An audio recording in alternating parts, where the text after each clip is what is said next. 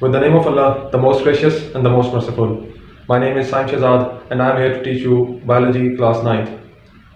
Students, हम लोगों ने कल अपने प्रीवियस लेक्चर में डिफ्यूजन, फैसिलिटेटेड डिफ्यूजन, ऑस्मोसिस और वाटर प्रॉब्लम्स के बारे में पढ़ा था। उसी से रिलेटेड आज हमने उसी टॉपिक को आगे बढ़ाते हुए आज हमारा जो टॉपिक है वो उसी से रिलेटेड है। उसका क्या नाम है कि ऑस्मोसिस एंड गार्ड सेल्स। तो ऑस्मोसिस हमने देखा था कि वाटर की movement from a solution of less solute concentration to a solution of higher solute concentration, ये हमने ऑस्मोसिस में पढ़ा था। अब यही जो ऑस्मोसिस का प्रोसेस है, ये हमारा जो टॉपिक है वो है ऑस्मोसिस एंड गार्ड सेल्स। हमारा अब ऑस्मोसिस का प्रोसेस, ये गार्ड सेल्स क्या चीज़ है और उनसे कैसे लिंक कर रहा है, अब हमने ये देखना है। एक बात मेरी बात को समझ लें ज़रा ध्यान से कि प्लांट्स जो होते हैं वो अपनी जो गैसियस एक्सचेंज है एनवायरनमेंट के साथ, वो किस प्लेस से करते हैं, उस जगह का क्या नाम है जहाँ से गैसियस एक्सचेंज होती है, उसको हम स्टोमेटा कहते हैं। स्टोमेटा, ये कहाँ पाए जाते हैं? स्टोमेटा लीफ, स्टेम और उसकी बार्क पे ये स्टोमेटा पाए जाते हैं। ये होते क्या हैं? ये स्मॉल पोर्स होते हैं जिसके ज़रिए गैसियस एक्सचेंज होता है प्लांट्स में। एक स्टोमेटा जो होता है, एक स्टोमेटा, इसके बाहर वाली साइड पे 2 सेल्स प्रेजेंट होते हैं जिनको हम गार्ड सेल्स कहते हैं।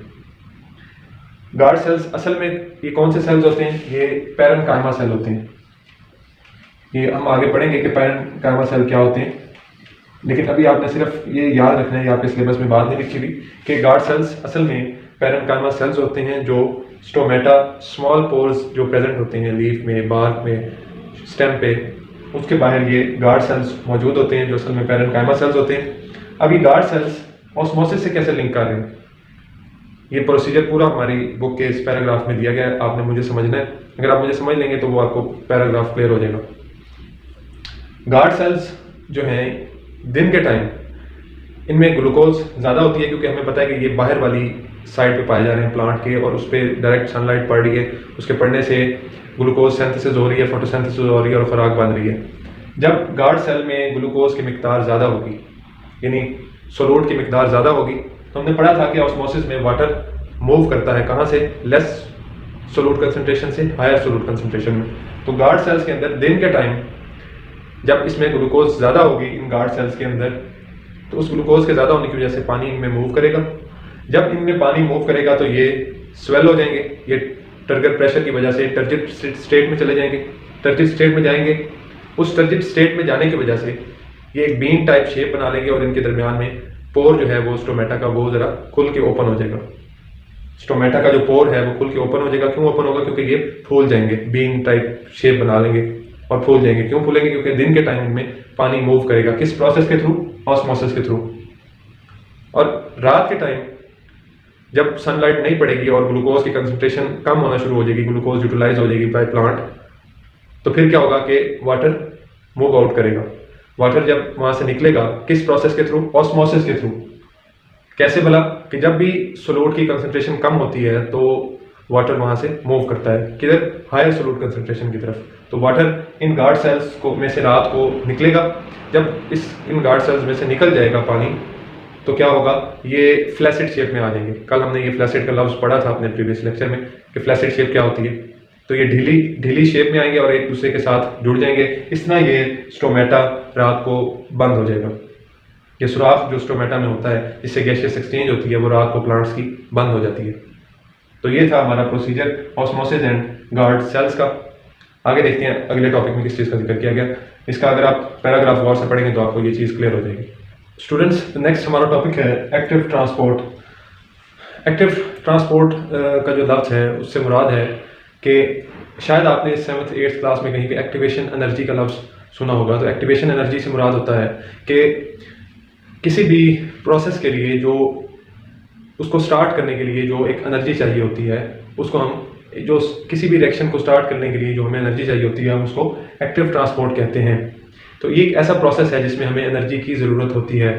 तो एक्टिव ट्रांसपोर्ट से मुराद ऐसी ट्रांसपोर्ट ऑफ मॉलिक्यूल्स जिसके अंदर हमें एनर्जी की ज़रूरत होती है। और हमें पता है कि बायोलॉजिकल प्रोसेसेस के अंदर, लिविंग ऑर्गेनिज्म्स के अंदर एनर्जी जो है वो एटीपी की फॉर्म में यूटिलाइज होती है। एटीपी की फॉर्म में एनर्जी यूटिलाइज होती है और एटीपी की मदद से जो भी बायोलॉजिकल प्रोसेसेस हैं वो होते हैं। तो एक्टिव ट्रांसपोर्ट से मुराद कि ऐसी ट्रांसपोर्ट जिसके अंदर एटीपी इन्वॉल्व हो, जिसके अंदर एनर्जी इन्वॉल्व हो ट्रांसपोर्ट ऑफ मॉलिक्यूल्स में। इसमें हम सबसे पहली एग्जांपल जो हमारे बुक के इस टॉपिक में दी गई है वो बताया गया है कि नर्व सेल जो एक नर्व सेल होता है उसके अंदर एक्टिव ट्रांसपोर्ट की जाती है। एक्टिव ट्रांसपोर्ट की जो डेफिनेशन है वो ये है कि movement of molecules from area of lower concentration to the area of higher concentration help of ATP. और एटीपी कैसे यूटिलाइज होती है इसकी एग्जांपल उन्होंने बड़ी डिटेल में दी है कि कंसंट्रेशन ग्रेडियंट का मतलब होता है अगेंस्ट द कंसंट्रेशन ग्रेडियंट का मतलब कि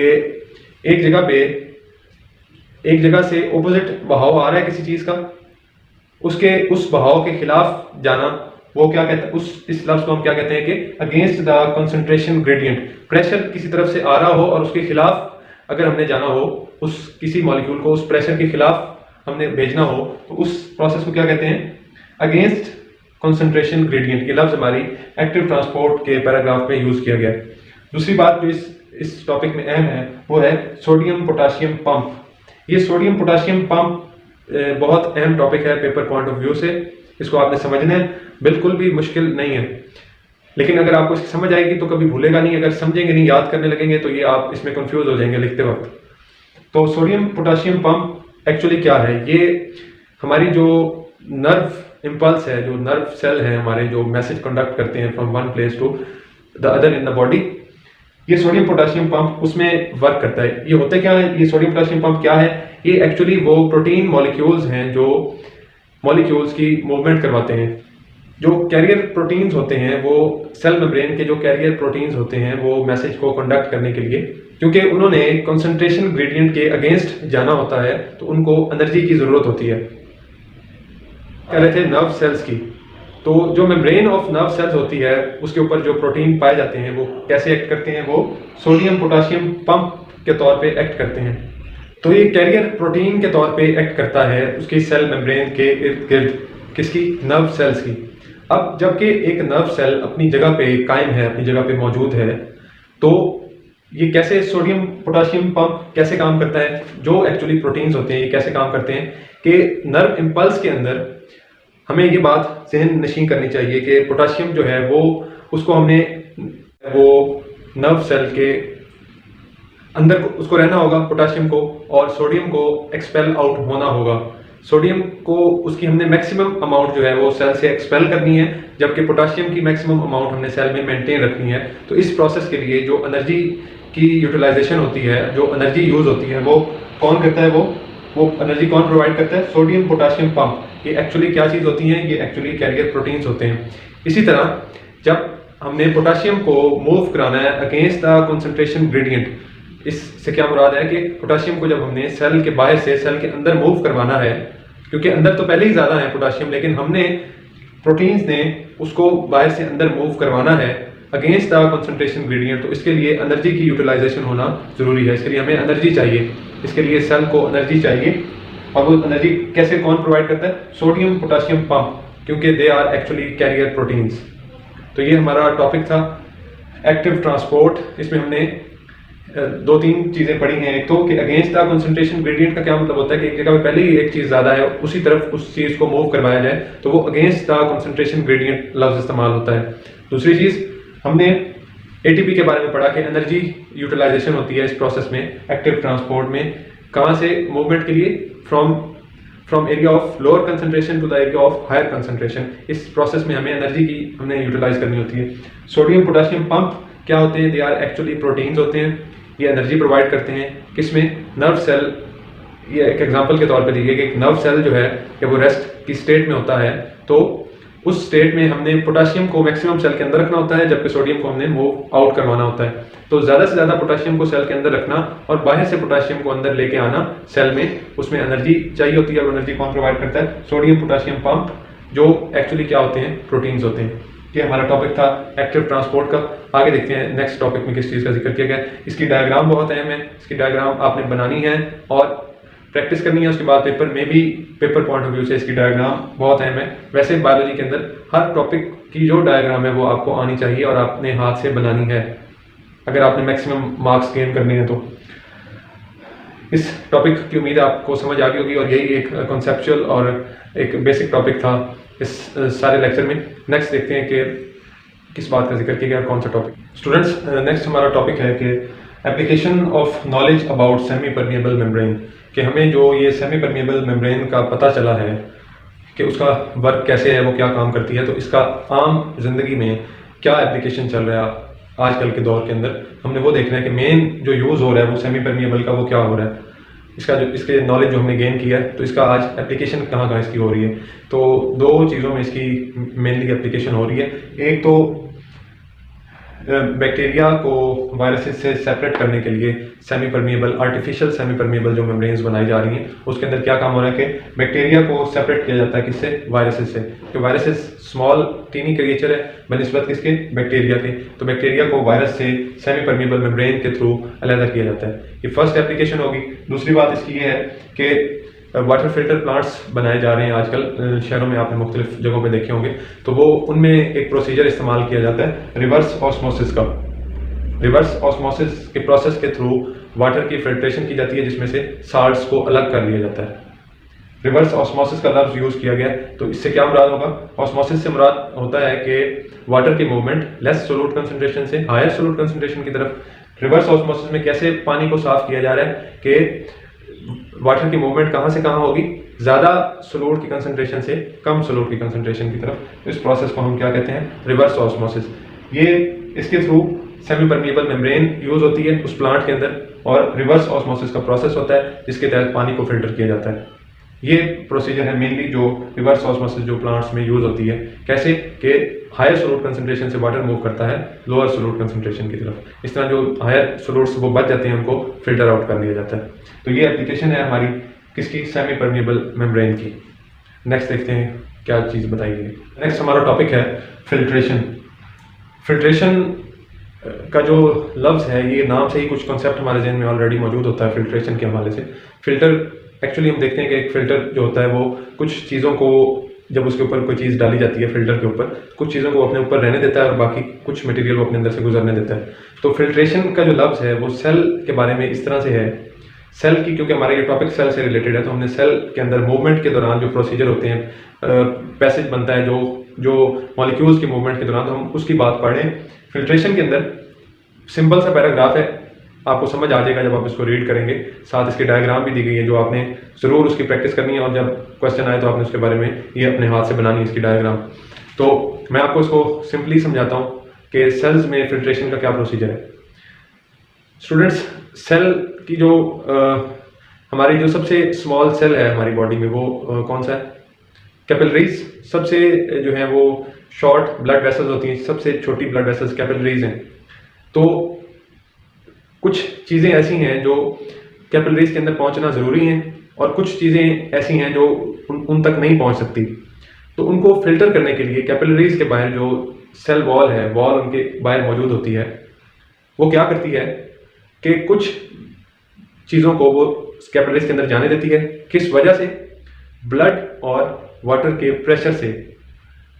ब्लड और वाटर के प्रेशर से जो कुछ मॉलिक्यूल्स होते हैं वो धकेले जाते हैं और वो सेल में एंटर हो जाते हैं, जिसकी मैंने आपको मिसाल दी किस चीज़ की, कैपिलरीज, स्मॉलेस्ट वेसल्स। लेकिन जो बड़े कुछ मॉलिक्यूल्स होते हैं, जो प्रोटीन, जैसे प्रोटीन है, वो वाटर और ब्लड के प्रेशर से उसमें एंटर नहीं हो सकता डायरेक्टली, जबकि स्मॉल मॉलिक्यूल्स जो हैं वो वाटर और ब्लड के प्रेशर से कैपिलरीज के अंदर एंटर हो जाते हैं, जिनकी बॉडी को ज़रूरत होती है। तो ये जो वॉल थी कैपिलरीज के बाहर, जो उसकी सेल वॉल थी, सेल की वॉल सेल्स जो थी, तो वो एक्ट करती है कैसे, सेमी परमिएबल मेम्ब्रेन की तरह, और सिलेक्टेड मटेरियल को अंदर आने देती है, स्मॉल मॉलिक्यूल्स को, जबकि बाहर रखती है बड़े मॉलिक्यूल्स को। तो ये फिल्ट्रेशन का प्रोसेस है जो सेल के अंदर होता है, और किस लिए होता है कि स्मॉल मॉलिक्यूल्स को अंदर आने देता है जबकि बड़े मॉलिक्यूल्स बाहर रह जाते हैं। इसकी मिसाल मैंने आपको कैपिलरीज की दी कि इस तरह बॉडी में ये फिनोमेना सेल के अंदर होता है। इसको आप रीड आउट करेंगे तो आपको ये क्लियर हो जाएगा इंशाल्लाह। नेक्स्ट टॉपिक देखते हैं उसमें किस चीज़ का जिक्र किया गया। लास्ट पे हमारा जो टॉपिक है वो है एंडोसाइटोसिस एंड एक्सोसाइटोसिस। तो कुछ नाम से ही हमें एक जहन में कॉन्सेप्ट आता है कि एंडोसाइटोसिस से क्या मुराद है कि सेल की एक ऐसी एक्टिविटी जिसमें कुछ मटेरियल सेल के अंदर जाता है, और एक्सोसाइटोसिस से मुराद कि ऐसा प्रोसेस जिसके तहत कुछ मटेरियल सेल से बाहर मूव आउट करता है। तो सबसे पहले इसमें फैगोसाइटोसिस है और पिनोसाइटोसिस है। किसमें? एंडोसाइटोसिस में। एंडोसाइटोसिस के अंदर सेल मेम्ब्रेन इनर फोल्ड बनाती है, इनर को मूव करती है इनर टुवर्ड्स इनर साइड, और दो किस्म की एंडोसाइटोसिस होती है। कौन सी? एक फैगोसाइटोसिस और दूसरा पिनोसाइटोसिस। फैगोसाइटोसिस के अंदर सॉलिड मटेरियल की इनटेक होती है बाय सेल, और पिनोसाइटोसिस में liquid material in the form of droplet जो है वो सेल इनटेक करता है अपने अंदर। तो ये दो टाइप थी, फैगोसाइटोसिस और पिनोसाइटोसिस। फैगोसाइटोसिस में सॉलिड मटेरियल की मूवमेंट होती है अंदर, फूड मटेरियल हो सकता है इसमें, तो वो सॉलिड जो टाइप है उसमें उसको क्या कहते हैं? फैगोसाइटोसिस। और इसमें ड्रॉपलेट्स की फॉर्म में, लिक्विड की फॉर्म में सेल इनटेक करता है मटेरियल, वो पिनोसाइटोसिस। और एक्सोसाइटोसिस क्या है? ये movement of material inner from inner part two outer environment, इसको हम एक्सोसाइटोसिस कहते हैं। इस एक्सोसाइटोसिस के अंदर एक इंपॉर्टेंट बात की गई है कि इस एक्सोसाइटोसिस में सेल मेम्ब्रेन नई बनती है। नई कैसे बनती है? क्योंकि एंडोसाइटोसिस के दौरान जब cell membrane towards inner pinch करती है तो अक्सर औकात part of cell membrane lost हो जाता है। किसके दौरान? एंडोसाइटोसिस के दौरान। तो वो जो लॉस्ट पार्ट होता है सेल मेम्ब्रेन का, वो किस प्रोसेस में रिकवर होता है? सेल मेम्ब्रेन किस प्रोसेस में फिर नई बन जाती है? वो एक्सोसाइटोसिस के दौरान एक नई सेल मेम्ब्रेन भी बन जाती है और वो रिकवर हो जाती है सेल मेम्ब्रेन। क्योंकि एंडोसाइटोसिस में जब उसने मटेरियल को अंदर लेके आना होता है तो पार्ट ऑफ सेल मेम्ब्रेन कुछ डैमेज हो जाता है, जो रिकवर किस में होता है? एज ए नई सेल मेम्ब्रेन के तौर पे, as a new cell membrane, वो एक्सोसाइटोसिस में रिकवर हो जाता है। जब सेल सिक्रीशन करता है, जब सेल इंटरनल जो वेस्ट प्रोडक्ट्स होते हैं या कुछ मॉलिक्यूल्स होते हैं जो ज़्यादा मिकदार में पाए जाते हैं, तो सेल उसको एक्सपोर्ट आउट करता है, उसको निकालता है अपने अंदर से। तो वो किस प्रोसेस में करता है? एक्सोसाइटोसिस में, और इसमें सेल मेम्ब्रेन रिकवर होती है। उम्मीद है आज का लेक्चर आपको क्लियर हो गया होगा। अगर आपका कोई क्वेश्चन हो तो आप कमेंट सेक्शन में ज़रूर पूछिएगा। साइम शहजाद को इजाज़त दीजिए। अल्लाह हाफिज़।